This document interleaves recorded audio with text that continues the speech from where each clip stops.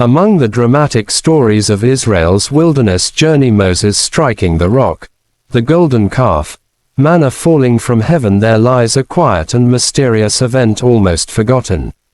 It's the story of two obscure men, Eldad and Medad, who began to prophesy in the camp, outside the sacred tent of meeting. The names are mentioned only once in Numbers 11, yet their story reveals profound lessons about God's Spirit, human jealousy, and the unexpected ways leadership can emerge. This is the story of how two men, unknown and ordinary, shook Israel's understanding of who could carry the Spirit of God. The desert was hot, dry, and merciless. Every day, the Israelites awoke to the same sight: endless sand, endless sky, and the thin layer of manna that covered the ground like frost. At first, the manna had been a miracle bread from heaven, sweet and sustaining. But as the days turned into weeks, and the weeks into years, the people's hearts grew restless. They remembered Egypt, not as the land of slavery, but as a place of meat and fish, cucumbers and melons. Their memories grew romantic, and their complaints louder. The camp became filled with grumbling. Why must we eat the same food every day? Where is the variety we had back in Egypt? Their dissatisfaction reached Moses, who carried their burdens like heavy stones upon his shoulders. Moses, weary and overwhelmed, fell to his knees before God. His prayer was not one of calm faith but of frustration and despair. Why have you dealt ill with your servant? Why have I not found favor in your sight, that you lay the burden of all this people on me? Did I conceive them? Did I give birth to them, that you should say, carry them in your bosom?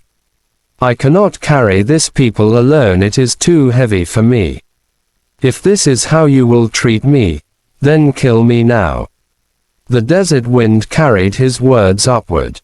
Moses, the man who once confronted Pharaoh, now felt crushed under the weight of leadership. He had reached the end of himself. God listened not with anger, but with compassion. And then he spoke, "Gather for me 70 of the elders of Israel. Bring them to the tent of meeting, and I will take of the Spirit that is on you and put it on them, so that they may share the burden of the people with you." This was a turning point. Leadership would be shared. The Spirit that rested on Moses would rest upon others. The message spread quickly. 70 men, elders of tribes and leaders of families, were summoned.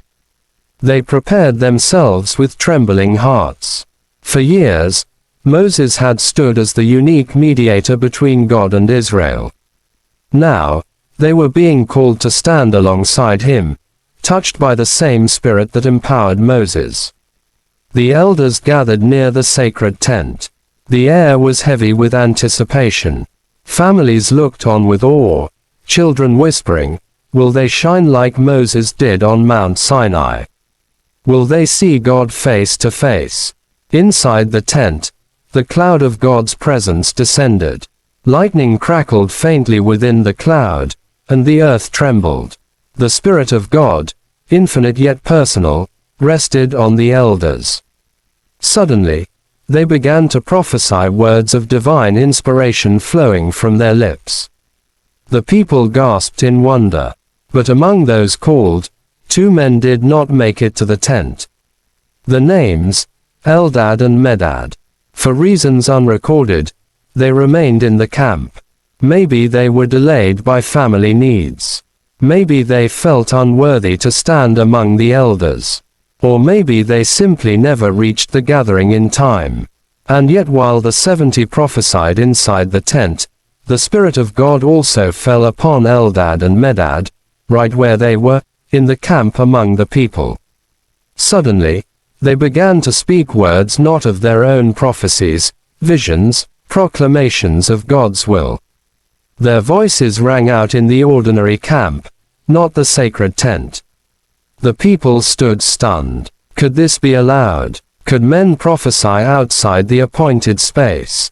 A young man, wide-eyed and breathless, ran from the camp to Moses. "My Lord Moses," he cried. Eldad and Medad are prophesying in the camp.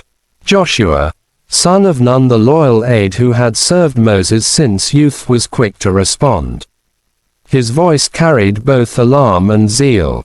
"My Lord Moses, stop them." Joshua's concern was clear.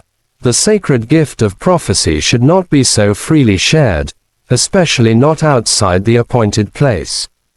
It threatened order. It threatened Moses' unique authority.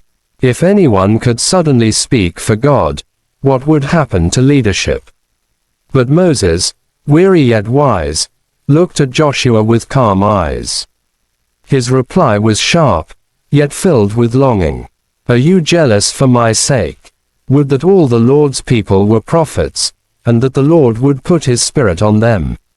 Moses' words echoed across history. In that moment, he revealed a leader's true heart, not clinging to power, not jealously guarding privilege, but longing for a day when the Spirit would rest on all of God's people. Eldad and Medad's prophecy was not a threat, but a glimpse of the future. Centuries later, the prophet Joel would declare, "I will pour out my Spirit on all flesh. Your sons and your daughters shall prophesy, your old men shall dream dreams, and your young men shall see visions." And in the book of Acts, this prophecy would begin to be fulfilled. The overlooked story of Eldad and Medad was a foreshadowing of Pentecost. The sun was setting in the desert sky, painting streaks of gold and red across the horizon. The Israelites were settling into their tents after a long day of gathering manna. Children played around small fires while women prepared food, and men recounted stories of Egypt, some with sorrow, others with bitterness. Suddenly, voices began to rise, not voices of quarrel or complaint, but voices carrying words of power and conviction. A stirring ran through the camp like the whisper of wind before a storm. Eldad and Medad, two men not chosen to stand among the 70 elders at the tent of meeting, were prophesying in the middle of the camp. Their words were not of themselves.